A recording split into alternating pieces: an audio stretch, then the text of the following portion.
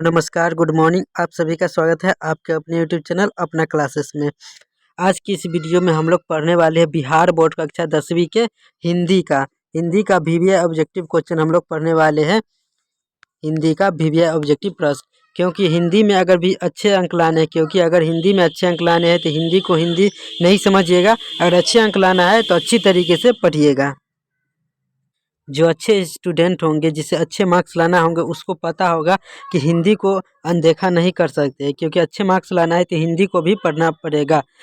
कई स्टूडेंट कहते होंगे कि पास तो हिंदी में करिए जाएंगे, तो अरे पास तो करिए जाइएगा, लेकिन अच्छे अंक तो नहीं ला पाइएगा। लेकिन अगर हिंदी को पढ़िएगा तो हिंदी में भी अच्छे अंक ला पाइएगा। इसके लिए हम रोज़ आपके लिए ऐसी वीडियो लाते रहते हैं, तो हमारे चैनल को सब्सक्राइब कीजिएगा और वीडियो को लाइक कीजिएगा। चलिए हम प्रश्न की ओर आते हैं। इसमें दिख रहा होगा ये 2023 का मॉडल पेपर है और कक्षा 10वीं का है। ठीक है, हम बढ़ते आगे की ओर क्वेश्चन की तरफ आ रहे हैं, ज़्यादा बातें ना करेंगे। इससे पहले हमने हिंदी का कई वीडियो अपलोड कर दिया, हिंदी, साइंस, सोशल साइंस का कई वीडियो अपलोड कर दिया है। अगर आप लोगों ने नहीं देखा है तो उसको भी जाकर देख लीजिए, क्योंकि परीक्षा की दृष्टि से सभी प्रश्न इम्पोर्टेंट है। रोज़ मैं एक वीडियो डालता हूँ, तो जो स्टूडेंट नहीं देखे हैं वो जाकर अपना क्लासेस के यूट्यूब चैनल पर देख लीजिएगा, अपना क्लासेस के यूट्यूब चैनल पर। और डिस्कशन का क्लास भी हम लोग चला रहे हैं, जो कि बहुत ही तगड़ा और ज़ोर शोर से चल रहा है। 10वीं का डिस्कशन का क्लास, जिसमें एकदम ताबड़तोड़ रिवीजन होता है, तो उसको भी जाकर देख लीजिएगा। एक बार अपना क्लासेस की यूट्यूब चैनल पर जाकर देख लीजिएगा, एक बार ज़रूर जाइएगा अपना क्लासेस के यूट्यूब चैनल पर। ठीक है, आपका पहला प्रश्न है आज का। कवि के अनुसार मनुष्य के बिना किसका अस्तित्व नहीं रहेगा? कवि के अनुसार मनुष्य के बिना किसका अस्तित्व नहीं रहेगा? तो ईश्वर का। ऑप्शन ए आपका राइट आंसर हो जाएगा, ईश्वर का अस्तित्व नहीं रहेगा। कवि के अनुसार जब मनुष्य ही नहीं रहेगा तो ईश्वर का क्या अस्तित्व रहेगा? तो ऑप्शन ए आपका राइट आंसर हो जाएगा। कन्नड़ साहित्य के सर्वाधिक प्रतिष्ठित रचनाकारों में से एक है। कन्नड़ साहित्य के सर्वाधिक प्रतिष्ठित रचनाकारों में से एक कौन है? तो श्रीनिवास। ऑप्शन ए आपका राइट आंसर हो जाएगा। श्रीनिवास जो है कि कन्नड़ साहित्य के एक सर्वाधिक प्रतिष्ठित रचनाकार है, तो ऑप्शन ए आपका राइट आंसर हो जाएगा।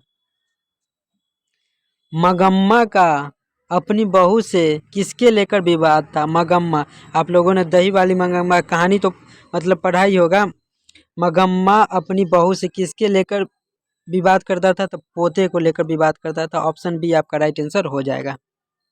बढ़ते हैं आगे की ओर।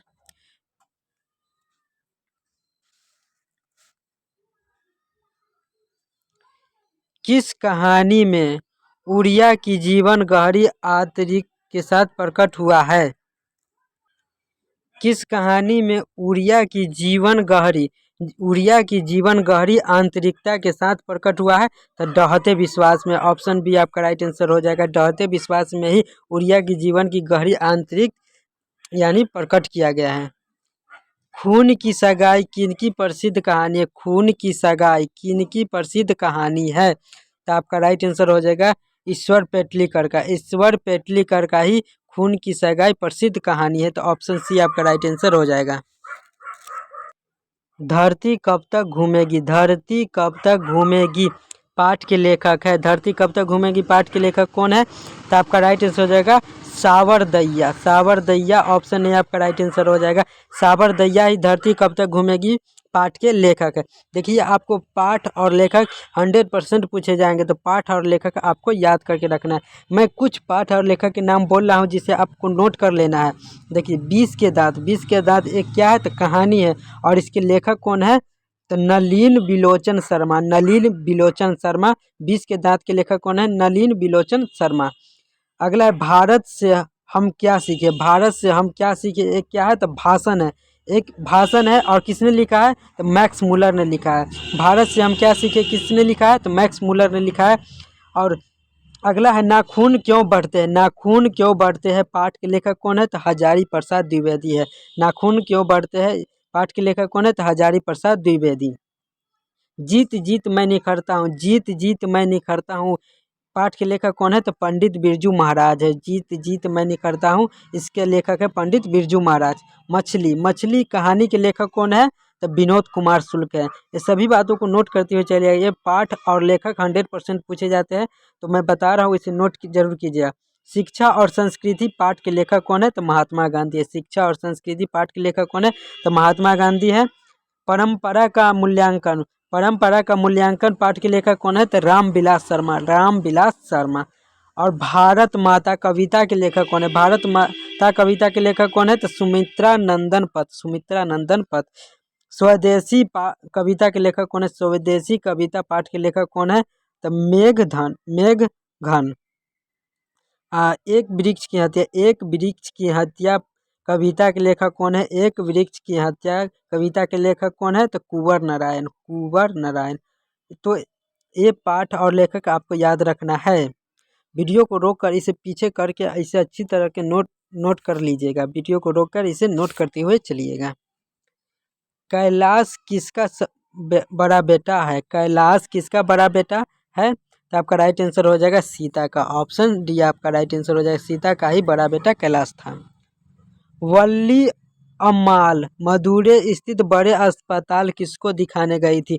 वल्ली अम्माल मदुरै स्थित बड़े अस्पताल किसको दिखाने गई थी? तो आपका राइट आंसर हो जाएगा पंपाती को, ऑप्शन सी आपका राइट आंसर हो जाएगा। बढ़ते हैं आगे की ओर।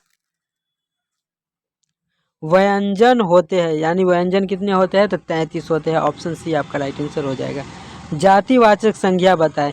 ये 4 ऑप्शन में से जातिवाचक संख्या आपको बताना है, जातिवाचक संज्ञा। इसमें से ऑप्शन डी आपका राइट आंसर हो जाएगा, जातिवाचक संख्या, ऑप्शन डी। देखिए, जिस शब्द से किसी प्राणी या वस्तु की समस्त जाति का बोध होता है तो वह उन शब्दों को जातिवाचक संख्या कहते हैं। जिन शब्दों से किसी प्राणी या वस्तु की समस्त जाति का बोध होता है उन शब्दों को जातिवाचक संज्ञा कहते हैं। जैसे घोड़ा, फूल, वृक्ष, मनुष्य, लड़का, स्कूल, बगीचा, ये सभी जातिवाचक संज्ञा है। तो ऑप्शन डी इसमें आपका राइट आंसर हो जाएगा, ऑप्शन डी। संस्कृति का विश्लेषण है, संस्कृति का विशेषण है, संस्कृति का विशेषण क्या हो जाएगा? सांस्कृतिक, ऑप्शन डी आपका राइट आंसर हो जाएगा। संस्कृति का विशेषण हो जाएगा सांस्कृतिक। बढ़ते हैं आगे की ओर। हिंदी में ऐसे ही प्रश्न पूछे जाते हैं तो आपको इसे अच्छी तरीके से पढ़ना है, क्योंकि अच्छे अगर मार्क्स लाना है तो अच्छी तरीके से ऑब्जेक्टिव प्रश्न को पढ़िएगा, क्योंकि 50% ऑब्जेक्टिव प्रश्न पूछे जाते हैं। अगर 50 में 50 लिए आते हैं तो आप अच्छे मार्क्स ला सकते हैं, और सब्जेक्टिव में कुछ लिया आएगा तो जरूर है कि 80-90 नंबर लिए आइएगा। अगर 50 में 50 ऑब्जेक्टिव बना लेते हैं तो सब्जेक्टिव में अगर 20-30 नंबर भी लिए आते हैं तो आपका 70-80 नंबर हो जाएगा। लिंग की दृष्टि से दही क्या है? लिंग की दृष्टि यानी कौन सा लिंग है? दही, तो पुल्लिंग है। तो ऑप्शन बी आपका राइट आंसर हो जाएगा, दही है जो कि पुल्लिंग है। मनुष्य में जिसके विषय में कुछ कहा जाता है उसे कहते हैं, सॉरी मिस्टेक हो गया पढ़ने में, मनुष्य नहीं वाक्य लिखा हुआ है, सॉरी। वाक्य में जिसके विषय में कुछ कहा जाता है उसे क्या कहते हैं? वाक्य में जिसके विषय में कुछ कहा जाता है उसे क्या कहते हैं? तो उद्देश्य कहते हैं, ऑप्शन सी आपका राइट आंसर होता है। वाक्य में जिसके विषय में कुछ कहा जाए उसे उद्देश्य कहते हैं। बढ़ते हैं आगे की ओर। इसे बड़ा कर लिए हैं। पाँव बाहर होना का अर्थ होता है, पाँव बाहर होना का अर्थ क्या होता है?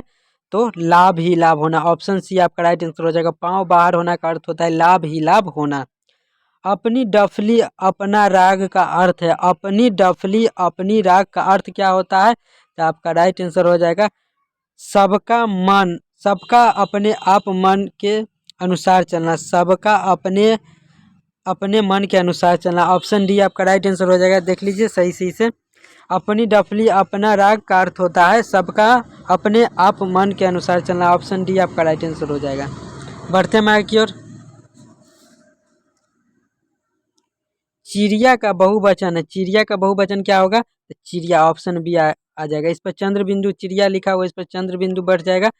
चिड़िया, देखिए चिड़िया लिख रहे हैं ना, इसमें चिड़िया, चिड़िया हुआ, इस पर चंद्र बिंदु बैठा दिए, इसका बहुवचन हो गया। आपका अगला प्रश्न है, इनमें से कौन वाक्य शुद्ध है? इनमें से कौन वाक्य शुद्ध है? ये 4 ऑप्शन में से आप शुद्ध वाक्य इसमें से चुनना है। तो इसमें से शुद्ध वाक्य हो जाएगा आपका, हो जाएगा हमारे शिक्षक प्रश्न करते हैं, ऑप्शन डी आपका राइट आंसर हो जाएगा। हमारे शिक्षक प्रश्न करते हैं, ऑप्शन डी इसमें आपका राइट आंसर हो जाएगा। बढ़ते हैं हमारे की ओर। किसका रचा सूरज मानव को भाप बनाकर सोखा गया? किसका रचा सूरज मानव को भाप बनाकर सोख गया। तो मानव द्वारा ही, ऑप्शन सी आपका राइट आंसर हो जाएगा। मानव द्वारा मतलब बनाया गया सूरज ही मनुष्य को भाप बनाकर सो गया। तो ऑप्शन सी आपका राइट आंसर हो जाएगा। किसका रचा हुआ सूरज मानव को भाप बनाकर सो गया? तो मानव का ही बनाया हुआ सूरज मानव को भाप बनाकर सो गया। हिंदी कविता में प्रयोगवाद का सूत्रपात किया है। हिंदी कविता में प्रयोगवाद का सूत्रपात किसने किया है? तो दिनकर ने किया है। ऑप्शन सी आपका राइट आंसर हो जाएगा। रामधारी सिंह दिनकर ने कविता में प्रयोगवाद का सूत्रपात किया है। ऑप्शन सी आपका राइट आंसर हो जाएगा, दिनकर। कवि ने बूढ़ा चौकीदार किसे कहा है? कवि ने बूढ़ा चौकीदार किसे किया है? एक वृक्ष की हत्या पाठ में यह पूछा गया है कि कवि ने बूढ़ा चौकीदार किसे कहा है। तो आप सभी को पता होगा कि वृक्ष को कहा है। बूढ़ा चौकीदार किसको कहा है? तो वृक्ष को कहा है। इसमें ऑप्शन डी आपका राइट आंसर हो जाएगा। कवि ने बूढ़ा चौकीदार वृक्ष को कहा है। ऑप्शन डी आपका राइट आंसर हो जाएगा इसमें। और किस पाठ से लिया गया है? तो एक वृक्ष की हत्या। आपका अगला प्रश्न है, एक वृक्ष की हत्या, अभी हमने चर्चा किया है।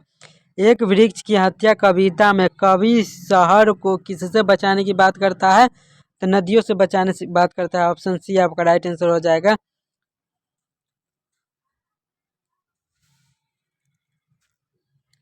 दैनिक अमर उजाला के संपादकीय सलाहकार रहे हैं। ये 4 ऑप्शन में से दैनिक अमर उजाला के संपादकीय सलाहकार कौन रहे हैं? 4 ऑप्शन में से तो आपका राइट आंसर हो जाएगा ऑप्शन बी, बीरेन डगवाल दैनिक अमर उजाला के संपादकीय रह चुके हैं।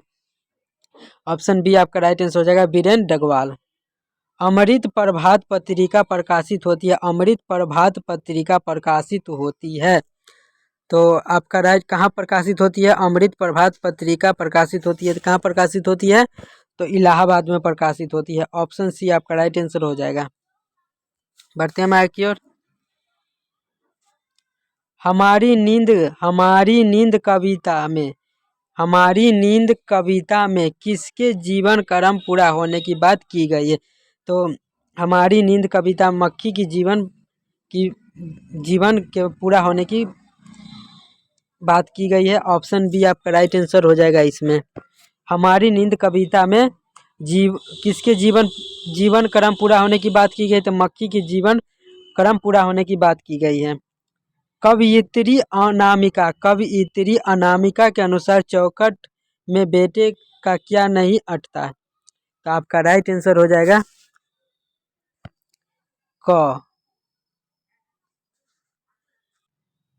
कवयित्री अनामिका के अनुसार चौखट में बेटे का क्या नहीं अटता? तो क ऑप्शन है आपका राइट आंसर हो जाएगा। बांग्ला भाषा के सर्वाधिक सम्मानित चर्चित कवि है। बांग्ला भाषा के सर्वाधिक सम्मानित एवं चर्चित कवि है। तो कौन है 4 ऑप्शन में से सर्वाधिक? तो अज्ञेय। ऑप्शन ए आपका राइट आंसर हो जाएगा। अज्ञेय है जो कि बांग्ला भाषा के सर्वाधिक सम्मानित चर्चित व्यक्ति है, कवि है। तो ऑप्शन ए आपका राइट आंसर हो जाएगा। तो ये था हिंदी का वीवीए ऑब्जेक्टिव क्वेश्चन जिसे हमने आपके साथ साझा किया है। ये सभी प्रश्न बिहार बोर्ड कक्षा 10वीं के हिंदी के वीवीए ऑब्जेक्टिव क्वेश्चन है। अगर आपको भी हिंदी में अच्छे अंक लाना है तो ऑब्जेक्टिव प्रश्न को अच्छी तरीके से पढ़िएगा, क्योंकि इसमें 50% ऑब्जेक्टिव प्रश्न पूछे जाते हैं। तो अच्छे मार्क्स लाना है तो ऑब्जेक्टिव प्रश्न को अच्छी तरीके से पढ़ना ही पड़ेगा। अगर 50 में 50 ऑब्जेक्टिव बना लेते हैं और सब्जेक्टिव में अगर 20-30 नंबर भी बना लेते हैं तो 70-80 नंबर आप हर विषय में हासिल कर सकते हैं। तो ऑब्जेक्टिव प्रश्न को अच्छी तरीके से पढ़िएगा। इसके लिए हमारे चैनल को जरूर सब्सक्राइब कीजिएगा, क्योंकि हम आपके लिए रोज़ ऐसे ही वीडियो लाते रहते हैं। तो चैनल को सब्सक्राइब जरूर कीजिएगा और अंत में एक छोटा सा प्यारा सा कमेंट कर दीजिएगा, जिससे हम लोगों का मनोबल बढ़ता है। तो चैनल को सब्सक्राइब और वीडियो को लाइक जरूर कीजिएगा। हम डिस्कशन का भी क्लास चला रहे हैं अपना क्लासेस की यूट्यूब चैनल पर, एक बार जाकर जरूर देखिएगा। डिस्कशन का क्लास ज़बरदस्त तरीके से हम लोग डिस्कशन का क्लास करा रहे हैं। एक बार जाकर देखिएगा ज़रूर डिस्कशन का क्लास। मिलते हैं नेक्स्ट वीडियो में। जय हिंद।